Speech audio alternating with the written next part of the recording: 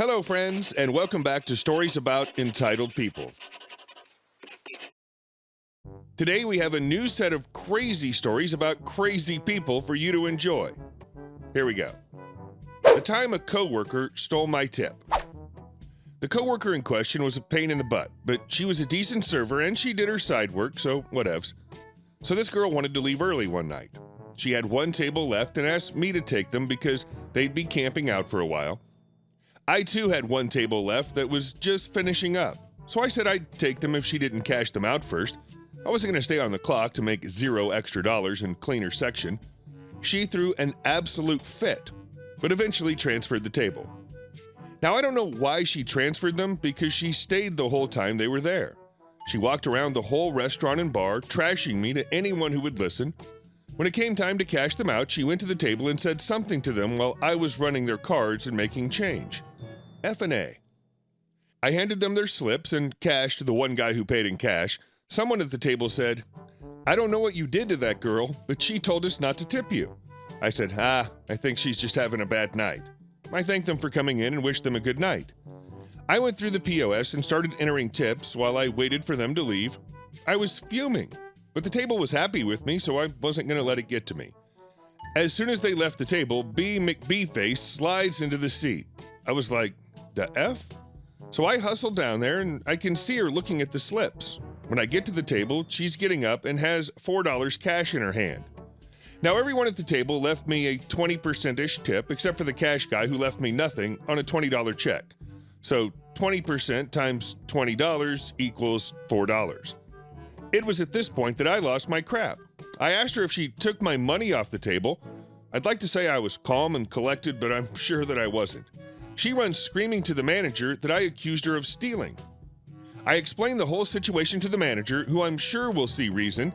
He opts to check the security footage, but no, the recording wasn't working. So now it's my word versus hers, which should be a slam dunk in my favor. But what can they really do? If they fire her for cause, they need proof. And I didn't actually see her take the money, just holding $4 in her hand as she left my table. Okay, B, you won the battle, but you will lose the war. Now here comes the really effed up part. My next shift, the regional manager comes in to talk to me about the whole situation. She acknowledges that she believes me, but there's nothing she can do about it. And then she instructs me to apologize to the girl. Haha, fat chance. I agreed to do it, but obviously never did. Well, it was around this point that I moved to the bar full-time. I had several weapons of revenge at my disposal, but the best one in my arsenal by far was that I knew that she was extremely inflammatory. I could set her off with the smallest of actions, all while keeping my cool and appearing to do nothing wrong. One time I coughed as she walked away from the service bar. She thought I called her a name. Instant meltdown. Run screaming to the manager. One time I poured her service bar ticket but left the last beer sitting under the tap instead of on the service bar. Instant meltdown. Run screaming to the manager. One time I said her name quietly under my breath so only she could hear it. Then I pretended like I didn't say anything. Instant meltdown. Run screaming to the manager. The real key was to wait for a night when she was already in a bad mood, then do it 2 or 3 times in a row, then wait a few weeks to do it again.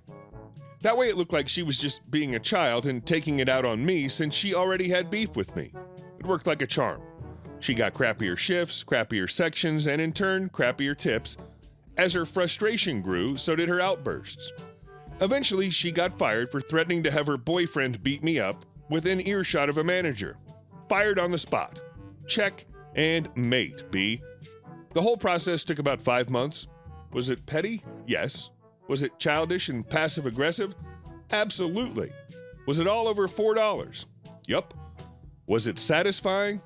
Oh, it was so satisfying. And our next story. You like picking on me at the office? It's just going to cost you a pay raise, and you might have to quit to save face. I'd like to emphasize early on that if your employer offers you the option to do an exit interview when you quit or they fire you, by all means do it, especially if it's a toxic workplace. If they don't, well, fire off an email to HR with some constructive criticism so that the company may improve itself, and don't be afraid to say out loud all the things you've held in. Okay, let's begin.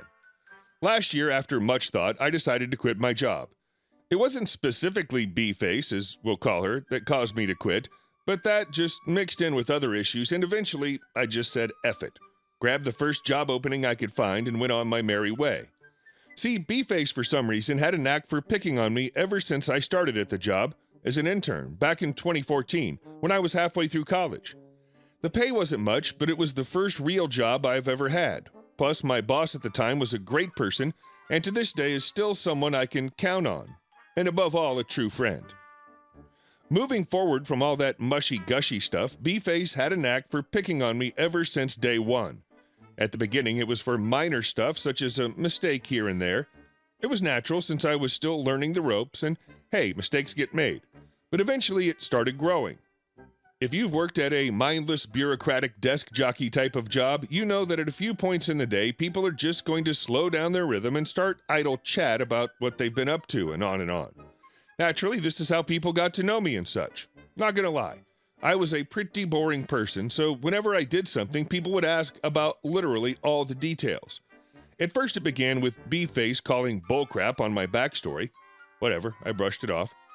The next major one is where she really did dial it up a notch, was when I went out for a little postgraduate activities, aka drinks after class with friends. Someone took a picture where I was clearly seen sipping on a fancy cocktail, posted it on Facebook, and tagged me for everyone to see.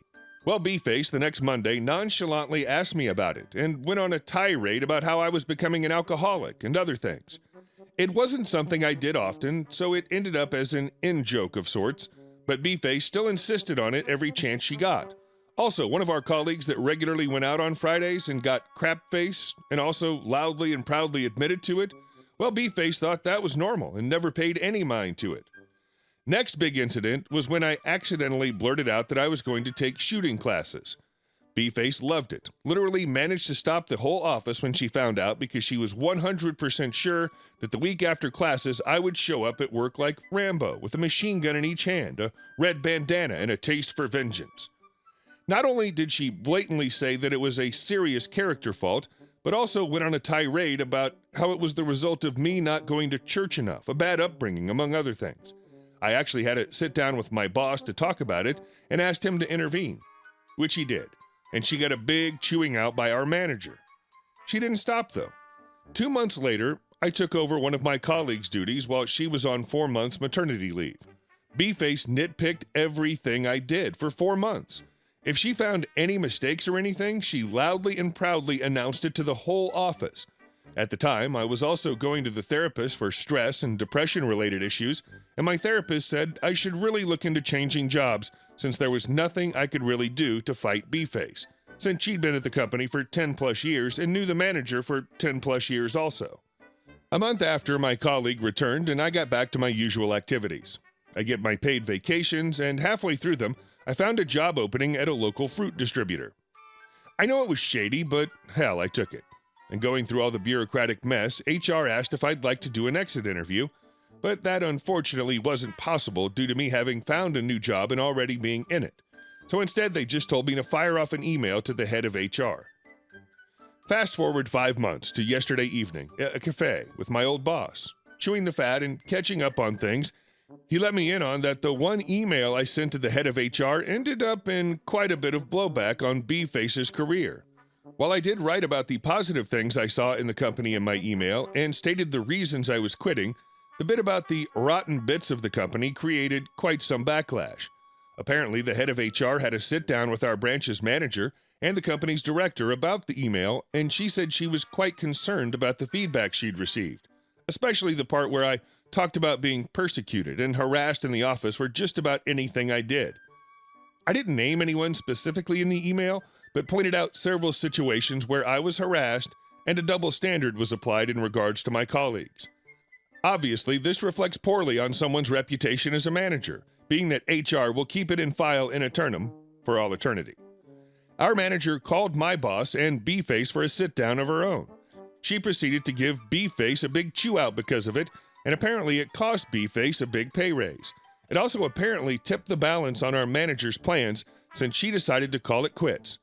In turn, B-Face realized that her work ethic would not bode well with a new manager that would have none of it, and has since also decided to quit. And our last story. I said, release them now. I was a week into a job with a small company where IT managed and filtered the spam for the end users. Several times a day, my boss or I would skim through the caught messages and release any false positives that we found. I got a call from the irate head of sales who was missing an email, and I quickly found it and released it to him. He was still pretty irritated, though, and told me to release all of his messages that were in the spam filter. I looked at how small the scroll bar was and said, well, there are an awful lot of... And he yelled, I said release them now! So I did. All 3,500 of them. He called back 30 seconds later. Okay, I get it. Turn it off. That day, I learned how important his emails were to him, and he got an idea of what my job entailed. We got along after that. Hey guys, thank you all for watching the video, and I'll see you in the next one.